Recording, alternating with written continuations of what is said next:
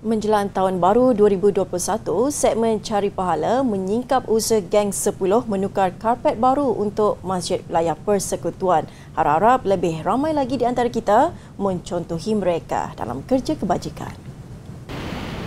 Karpet baru di Masjid Wilayah Persekutuan ini mula digunakan pada 4 Disember lalu. Kos penukaran karpet bernilai hampir RM660,000. Ia pastinya suatu jumlah yang besar, terutama ketika wang peruntukan, sedekah dan tabung kutipan Jumaat semakin kurang diperolehi gara-gara COVID-19.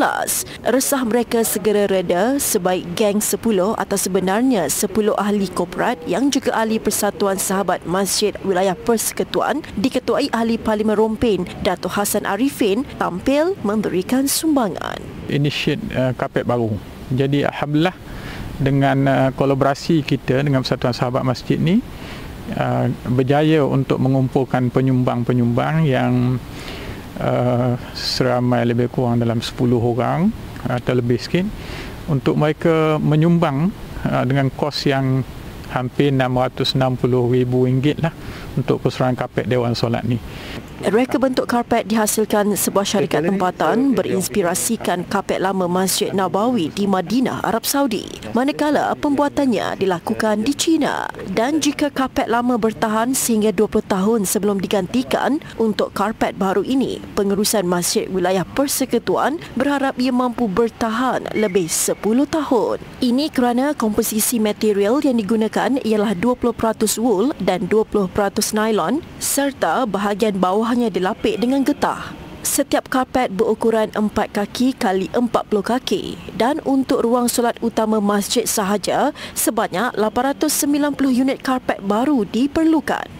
Berkaitan dengan karpet lama yang memenuhi Dewan Solat ni dulu, oleh kerana ruang tingkat atas sana tu dia karpet yang lama tu dah juga rosak, jadi kita bawa sebahagian karpet untuk kita gunakan di tingkat atas. Tapi ada lebihan, sebahagian ada lebihan dan sekarang ni kita tunggu keputusan di peringkat jabatan bagaimana untuk pelepusan karpet tu harus dilaksanakan.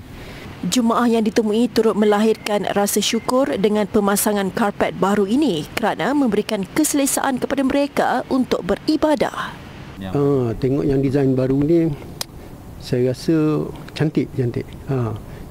Kalau kita pandangkan daripada cara corak dia dan suasana masjid ni pun kalau kita tengok kan, dia punya latar belakang dia tak gelap.